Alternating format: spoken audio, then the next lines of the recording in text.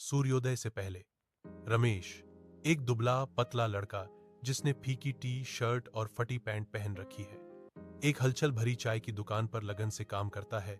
वह चाय परोसता है। उसकी आंखें बार बार कोने में किताबों के ढेर की ओर जाती हैं। उसकी नजर में एक खामोश लालसा है।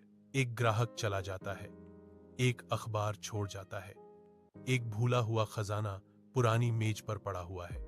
रमेश अवसर का लाभ उठाता है। उसकी पतली उंगलियां कागज को पकड़ लेती हैं। उसका चेहरा प्रत्याशा से चमक उठता है। वह तल्लीन होकर पढ़ता है। उसकी आंखों में गहरी, जलती हुई जिज्ञासा चमक रही है। वह शब्दों की दुनिया में खोया हुआ है। एक साधारण से कमरे में टिमटिमाते हुए तेल के दीपक से रमेश पर लंबी परछाइयां पड़ रही हैं।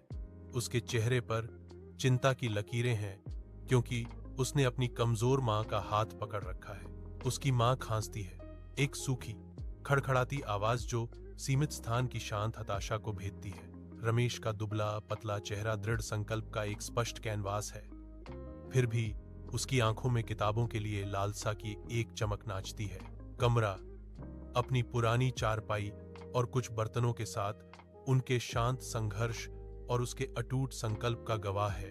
रमेश एक पुरानी किताब की दुनिया में खोया हुआ, एक हलचल भरी चाय की दुकान के बाहर एक घिसी हुई बेंच पर बैठा है, दुनिया से बेखबर। श्रीमान शर्मा, एक दयालु शिक्षक, रमेश को विचारशील दृष्टि से देखते हैं। लड़के की शांत लगन से प्रभावित है। वह रमेश के पास आता है। उसके चेहरे पर एक कोमल मुस्कान है और पढ़ने की उसकी गहरी इच्छा के बारे में पूछताछ करने लगता है। रमेश अपनी कहानी सुनाता है। उसकी आंखों में आशा की एक नई चमक जगमगा उठती है, जैसे ही वह अपने सपनों को साझा करता है।